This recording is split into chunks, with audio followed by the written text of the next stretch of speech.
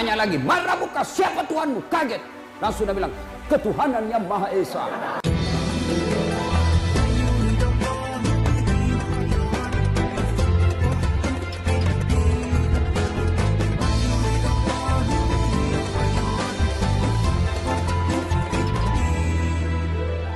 Kata Nabi, kalau orang yang dikuburkan baik solatnya, maka tenang.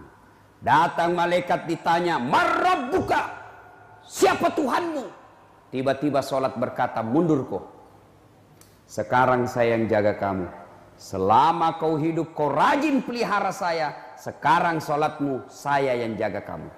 Ditanya, man rabbuka, siapa Tuhanmu? Solatnya menjawab, Allahu Akbar.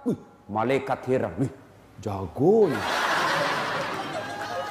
Jago ini. Barusan saya dapat orang begini. Ditanya lagi, man nabiyuka, siapa nabimu? Salat kita lagi menjawab, asyhadu alla ilaha illallah wa asyhadu anna muhammadar rasulullah. Malaikat geling kepala, tahu, tambah jago. Anak Kersik putih ini. Akhirnya malaikat, dia berkata mungkar, kir. Nakir. Maju kau nakir. Kau yang lanjutkan pertanyaan. Nabi bilang nakir, saya cuma wakil. Kau saja mundur, apalagi saya. Naik melapor kepada Allah. Ya Allah, ada hambamu saya tanya, man rabbuka? Dia jawab, Allahu Akbar. Allah berfirman, sebenarnya bukan dia yang jawab, tapi solatnya. Karena dia baik solatnya, tidurkan dia untuk menunggu hari kiamat seperti nikmatnya tidur pengantin baru. Tanyalah ini, orang yang tidak baik solatnya, ditanya, man rabbuka, siapa Tuhanmu? Kaget. Tunggu dulu, orang baru datang. Dasar panggea, berdebat, biar malaikat mau juga ngajak berdebat. Ditanya lagi, man rabbuka, siapa Tuhanmu? Kaget. Langsung dia bilang, ketuhanan yang Maha Esa. Langsung dibalender, pak. Melapor sama Allah, ya Allah, ada hambamu meninggal, saya tanya, man rabbuka? Dia jawab, ketuhanan yang Maha Esa. Allah berfirman, itu orang Indonesia yang bagus Pancasilanya tapi tidak beres sembayangnya. Karena dia tidak beres sholatnya, tidurkan dia seperti tersiksanya orang tidur sakit gigi. Wah, bagaimana kalau orang pak tidur sakit gigi? Tidak ada enaknya. Kembali datang utusan dari neraka. Lalu berkatalah ini, man anta? Orang yang meninggal berkata, siapa kamu? Dia jawab, sayalah solat yang kau anggap enteng selama ini. Kau tidak pernah urus selama ini. Saya diperintah Allah untuk menyiksa kamu, melilit kamu sampai datangnya hari kiamat. Siapa gerangan? Ular. Ekornya cuma satu, kepalanya tidak bisa dihitung. Kembali kau, saya tidak mau. Saya ditugaskan Allah menemani kamu selamat di kuburmu karena kau anggap remeh saya selama ini. Berapa lama disiksa di kubur tergantung berapa lama datangnya kiamat. Bayangkan Pak, Bapak tidak pernah sholat, banyak dosa, banyak maksiat, masuk kubur tidak ada pahala, tidak ada amal kebaikan. Kemana kau mau bawa? Bapak pergi merantau ke Tanah Bumbu. Sampai Tanah Bumbu, ternyata di Tanah Bumbu tidak enak. Cari kerja setengah mati, cari pekerjaan susahnya minta ampun. Bapak masih ada pilihan, lebih baik saya kembali ke orang tuaku. Mudah-mudahan ada warisan saya bisa kerja di kampung. Tapi kalau bapak masuk di kubur, menderita, tidak ada enaknya, disiksa selama-lamanya. Tidak ada istilah pulang. Mondronokko tuh. Masuk di kubur kau disiksa, kau suka atau tidak, kau tinggal di situ menikmati itu siksaanmu. Kullu nafsin sa'ikatil maut. Tungke maki nyawai, pasti mati. Semua yang hidup pasti akan mati. Dan ketika sudah tiba saatnya mati, tidak bisa kau undur, tidak bisa kau majukan. Apabila sudah tiba saatnya, maka pasti akan kau alami. Bapak, saudara-saudara sekalian, mudah-mudahan Ramadan ini bisa membersihkan dosa-dosa kita, bisa mensucikan semua kesalahan-kesalahan kita. Dan Ramadan yang akan datang lagi ini, yang tinggal beberapa hari, kita perbanyak amal-amal kebaikan. Mudah-mudahan amal kebaikan itu yang akan menemani kita ketika kita sudah masuk dalam kubur. Allah Subhanahu wa taala berfirman, وَنَضَعُ الْمَوَازِينَ الْقِسْطَ لِيَوْمِ الْقِيَامَةِ فَلَا تُظْلَمُ نَفْسٌ شَيْئًا وَإِنْ كَانَ مِثْقَالَ حَبَّةٍ مِّنْ خَرْدَلٍ أَتَيْنَا بِهَا وَكَفَى بِنَا حَاسِبِينَ. Kami akan memasang timbangan yang tepat pada hari kiamat, maka tiadalah dirugikan seseorang barang sedikit pun. Dan jika amalan itu hanya seberat biji sawi pun, pasti kami mendatangkan pahalanya, dan cukuplah kami sebagai pembuat perhitungan. Al-Quran Surah Al-Anbiya ayat 47. Mayoritas ulama Ahlus Sunnah wal Jamaah meyakini bahwa timbangan yang akan dipasang di akhirat nanti adalah timbangan sebenarnya, bukan kiasan. Bagaimana bentuknya? Apa satuannya? Hanya Allah Subhanahu wa taala yang tahu. Ketika amalan ditimbang, tentu manusia sangat membutuhkan amal-amal soleh yang dapat menambah berat bobot timbangannya di akhirat kelak. Lalu, amal apa saja yang bisa memperberat timbangan amal? Pada prinsipnya, seluruh amal soleh akan menjadi pemberat timbangan seseorang di akhirat. Akan tetapi ada beberapa amal soleh yang disebutkan khusus oleh Rasulullah SAW yang menjadi faktor pemberat timbangan. Yang pertama dan paling utama adalah kalimat tahlil dan kesaksian akan keesaan Allah dan kerasulan Muhammad SAW, yaitu kalimat syahadat asyhadu an la ilaha illallah wa anna Muhammadan Rasulullah. Aku bersaksi tiada Tuhan melainkan Allah dan Muhammad adalah utusannya. Kalimat tauhid yang singkat dan mudah diucapkan ini kelak akan memiliki bobot yang sangat berat, bahkan bisa menentukan dan mengubah timbangan amal kita. Nabi SAW pernah mengabarkan bahwa kelak di akhirat, ketika timbangan amal ditegakkan, ada orang yang dibebaskan Allah dari ancaman neraka lantaran banyaknya dosa.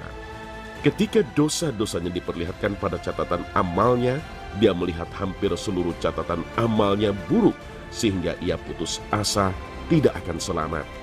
Akan tetapi Allah memberi harapan karena satu amalannya yang tetap ia jaga. Allah berfirman, sesungguhnya di sisi kami engkau memiliki satu kebaikan. Sesungguhnya pada hari ini engkau tidak akan dizolimi.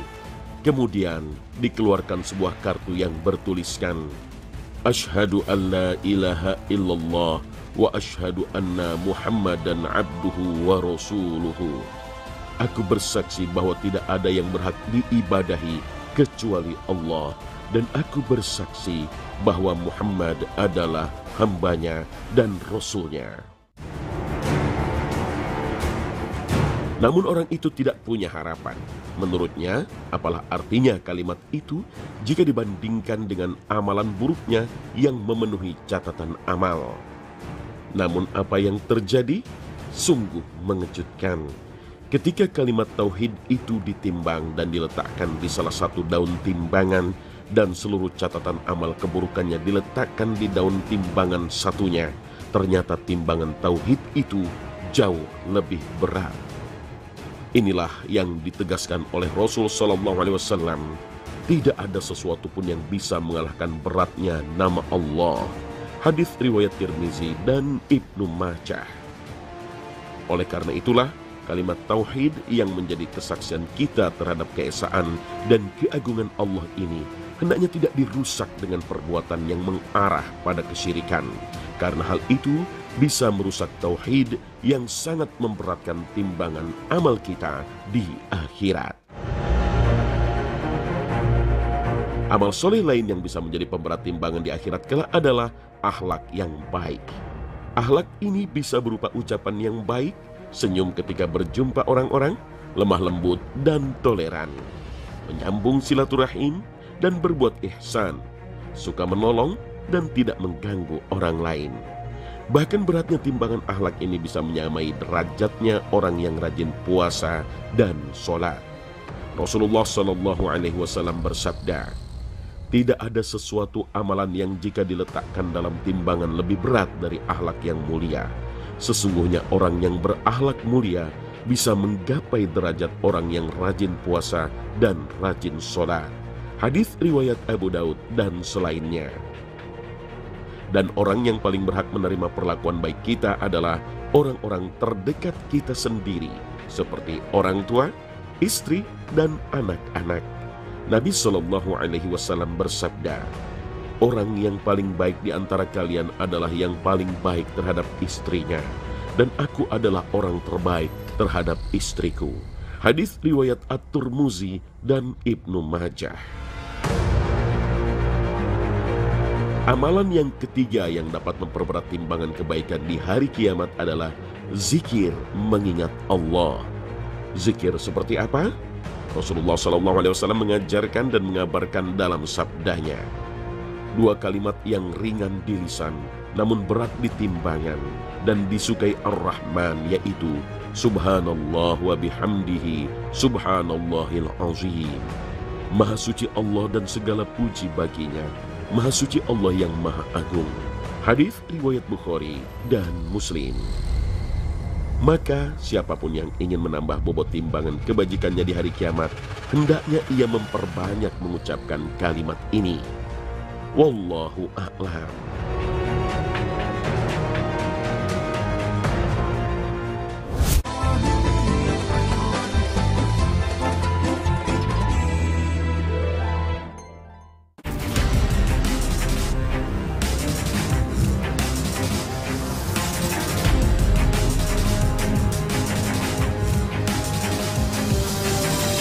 Pemirsa Khazanah, ada sebuah doa hampir semua muslim sudah hafal luar kepala.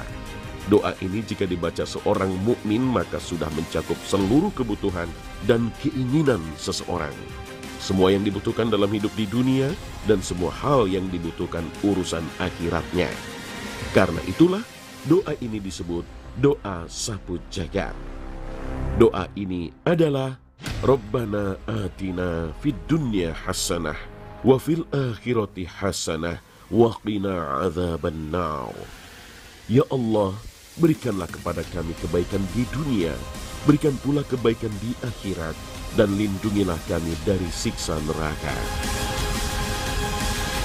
Lalu mengapa doa ini mencakup semua kebutuhan orang, baik urusan dunianya maupun akhirat? Doa ini berisi 3 permohonan. Pertama, mohon kebaikan dunia. Kedua, permohonan kebaikan akhirat. Dan ketiga, permohonan perlindungan dari neraka. Imam Ibnu Katsir menjelaskan, doa sapu jagat ini berisi permintaan kebaikan di dunia seluruhnya dan dihindarkan dari seluruh kejelekan. Kebaikan dunia adalah nikmat sehat, rumah yang lapang, istri yang penuh dengan kebaikan, rizki yang luas, ilmu yang bermanfaat, amal soleh, kendaraan yang menyenangkan, pujian yang baik, serta kebaikan-kebaikan. Dihindarkan dari keburukan, dijauhkan dari kemelaratan dan kebutuhan lainnya. Bukankah semua itu yang dibutuhkan orang di dunia ini? Lalu apa yang dibutuhkan kita di akhirat yang tercakup dalam doa sapu jagat? Kebaikan di akhirat yang diminta dalam doa sapu jagat ini tentu saja lebih tinggi dari kebaikan di dunia, yaitu agar dimasukkan ke dalam surga, dibebaskan dari rasa khawatir, rasa takut, diberi kemudahan dalam hisab atau perhitungan amalan di akhirat, serta berbagai kebaikan akhirat lainnya. Adapun permintaan diselamatkan dari siksa neraka mengandung permintaan agar kita dijauhkan dan dibebaskan dari berbagai sebab yang menjerumuskan seseorang ke dalam neraka, yaitu dengan dijauhkan dari berbagai perbuatan yang haram dan dosa dan diberi petunjuk untuk meninggalkan hal-hal yang masih samar dan hal-hal yang haram. Aslinya, doa sapu jagat ini sebenarnya digunakan dan dibaca ketika telah selesai menunaikan manasik haji, terutama di hari-hari tasyrik di bulan Zulhijjah. Sebagaimana disebutkan dalam Al-Quran, surah Al-Baqarah ayat 200 hingga 201. Kemudian Nabi SAW menggunakan doa ini untuk keperluan sehari-hari dan menjadikannya doa untuk memohon semua kebutuhan kita, dunia dan akhirat. Nabi SAW membacanya, Allahumma atina fid dunya hasanah wa fil akhirati hasanah wa qina azaban nar. Ya Allah, berikanlah kepada kami kebaikan di dunia, berikan pula kebaikan di akhirat, dan lindungilah kami dari siksa neraka. Hadis riwayat Bukhari dan Muslim. Maka sayang jika doa yang semua orang sudah hafal ini tidak diamalkan setiap hari, apalagi di bulan Ramadan. Karena dahsyatnya doa ini, seorang sahabat Nabi selalu membacanya setiap kali berdoa tanpa pernah meninggalkannya. Jika Anas radhiyallahu anhu hendak berdoa, ia pasti berdoa dengan doa tersebut. Dan jika ia hendak berdoa dengan doa yang lain, ia pun menyisipkan doa tersebut di dalamnya. Hadis riwayat Muslim. Ibnu Hajar rahimahullah menyebutkan bahwa doa ini tidak pernah ditinggalkan oleh para nabi maupun orang-orang saleh. Wallahu a'lam.